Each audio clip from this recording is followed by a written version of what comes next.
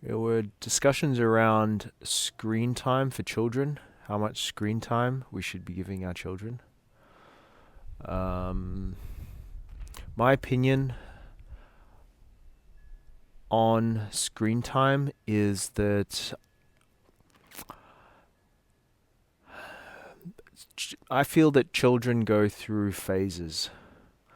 Um, Phases of things that interest them or don't interest them. And I think that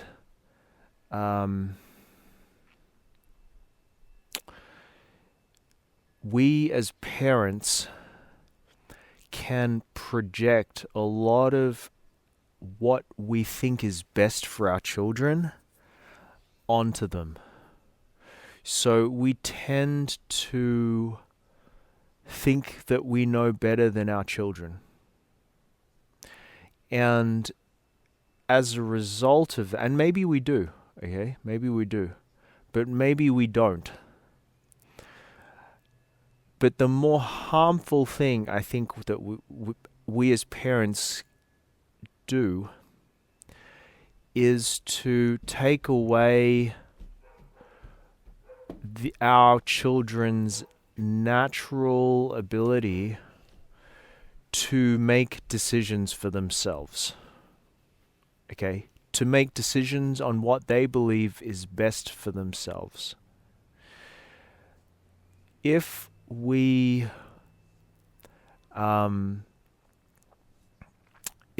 for instance, like, let's use something else. Let's use something more dramatic, like porn.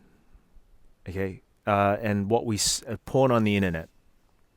We're worried about our children being able to access explicit material on the internet.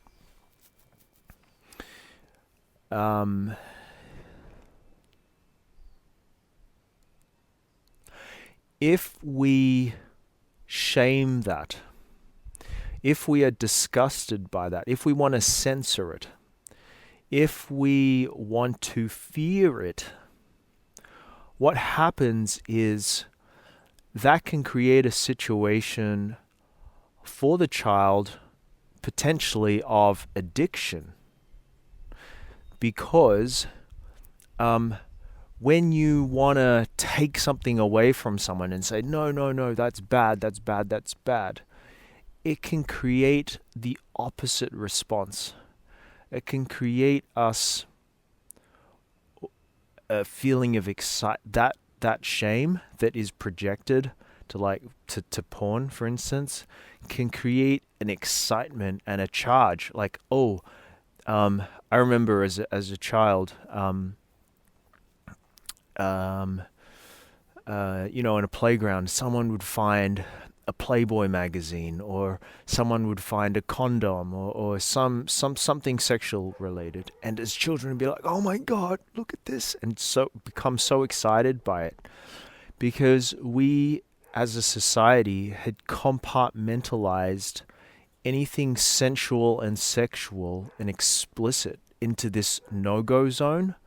So we had this extra charge as children to want to explore that because it was being hidden from us.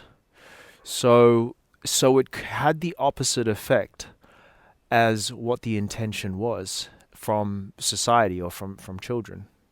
So I don't believe that trying to hide things and then thus shaming it, fearing it, and being disgusted by it is a healthy environment to create for our children.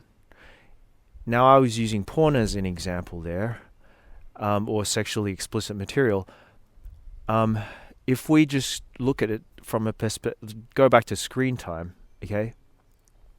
If we are shaming it, if we are scared about it, if we are disgusted by it, okay, for whatever the reasons are, whether it's we're worried about our children not being social enough, not being social enough, but being, let's say, socially awkward or not getting along with their peers, or not being out in nature enough. those fears are all mostly projections. I mean, there's probably scientific studies about this, but a lot of it is an emotional projection. You could look at the scientific studies, and you could look at the objectively data around whether it's quote unquote good or bad, but ultimately the difference between a child developing issues, psychological issues, mental health issues around what the parents are doing in terms of disciplining of screen time comes down not to what science is telling us. It comes down to what emotions the parents are weaponizing to achieve the discipline that they're in of their enforcement of screen time. The projected anger that comes out of control, of narcissistic control of that child, that child's access to an iPad or a phone or a screen of some kind. So, there is for sure a balance to be had, but the most important thing is whatever we decide is the right amount of screen time, have we disciplined, enforced the screen time with emotional weaponization? Have we enforced it with fear? Have we enforced it with shame? Or have we enforced it with disgust? Censorship, in a way. If we have, that's unhealthy. If we haven't, then it could potentially be healthy.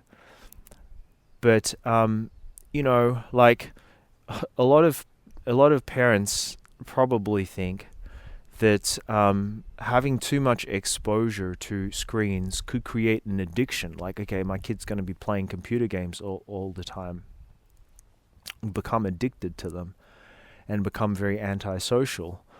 Well, the problem here is it's a catch-22.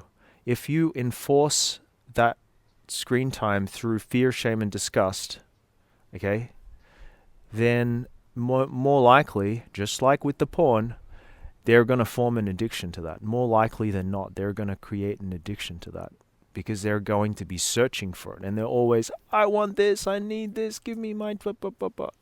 And so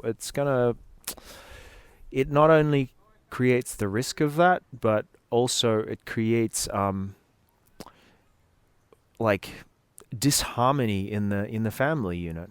So you're creating no peace. You're actually disturbing the peace.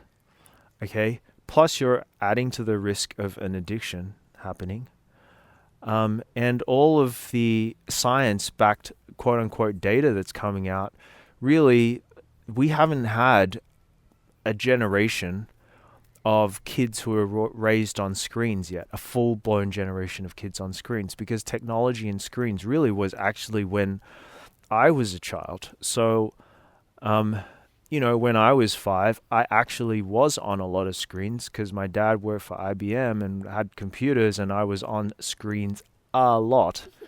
And, I was playing a lot of computer games in my during my school years, but I grew out of it. It was a phase, and nothing really happened. Well, in my opinion, nothing really else happened. But except that I became very technologically savvy. But it didn't hinder my ability in sports and physical activity. Didn't hinder my ability in musical activity. Didn't hinder my academic studies. Probably actually added to that. Didn't hinder my creativity. It didn't hinder my willingness or desire to go out into nature. So, from, I know, a data point of 1, which is not very much, from my perspective, I certainly noticed no ill effects. I think that if someone says, oh, hey, but hang on, kids are being more antisocial and more kids are on their screens, I would say, well, actually, if a child is being antisocial, it's probably more to do with what environment you're putting that child in, aka putting the child into an environment full of bullies, putting a child in an unsafe environment, even if that is school, where there is a lot of people that are mean to them or mean to each other, even if not they're mean to your child, that they're mean to other children, and that child is affected by that, seeing other kids being bullied is not a pleasant experience. And so the antisocialness could be from them protecting themselves and saying, no, I don't want to hang out with these peoples. I don't want to hang out with new peoples because there's so much bullying going on. What on earth did that have to do with screen time? You know, so there's possibly other aspects to the fears that we have about screens than the screens themselves. What other fears do you think that parents have around screen time? So there's two parts to that. One is content, the content of fears over what content the child is consuming, and number two, the parents wanting or needing to control what content the children are seeing. Firstly, the second part, parents controlling content of what their children are seeing. We have to understand as parents that there is a very fine line between disempowerment, meaning controlling of their behaviors that results in disempowerment of their own decision-making process, meaning as when they grow up to be adults, they'd have bad decision-making processes because you've made all the decisions for them in the past. Okay, you're not allowed to see this, you're allowed to see this. And so there becomes an unhealthy relationship between the child and their decision-making capabilities. They're very reliant on the parent now to make decisions for them, as opposed to them being able to make decisions for themselves. That's just a very fine line there to walk, to find a balance as parents, to figure out. You know, for me, the constant emphasis for me and whether I choose to control something my child is doing or not control in terms of their behaviors is, am I about to be disempowering them or empowering them? That's the number one question I'm asking myself. Is what I'm about to do going to empower them or disempower them? Okay. In terms of controlling content, I mean, look, these are all phases. If we want a child to be very well-rounded, we cannot shelter them from the ills of the world. The more they know, the faster they mature. Okay? Maturity is about awareness. Maturity is about knowledge. Maturity is about being able to make your own decisions based on the information and your awareness of your surroundings. If we shelter our children from what is actually happening in this world, then we are putting them on the back foot.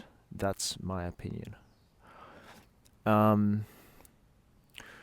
We have to acknowledge as parents that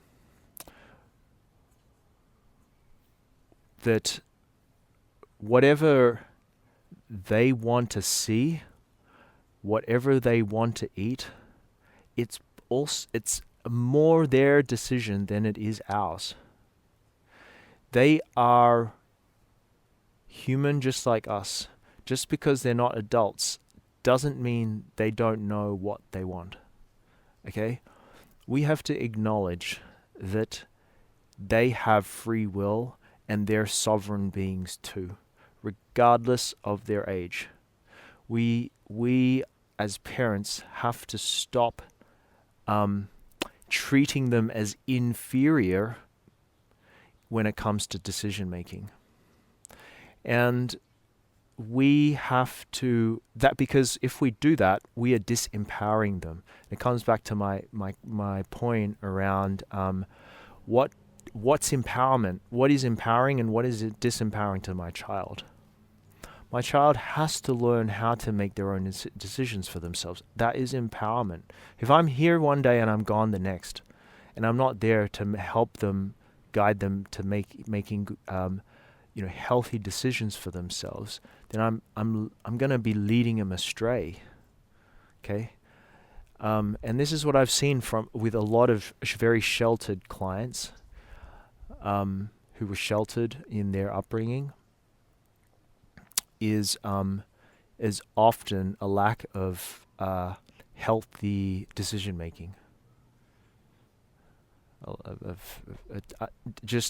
Firstly, it could come out as indecisiveness. So it takes a long time to make a decision. It can come out as making very toxic decisions, meaning decisions like choice of partner that are toxic. And that's what ends up happening because either they're rebelling their parents' choice of desires, or when it comes to partner,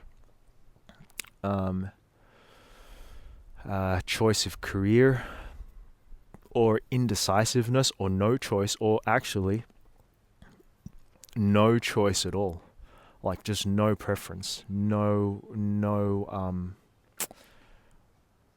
idea about direction, no purpose, no goals. To find purpose and goals is about the child being allowed to make their own decisions from a very young age.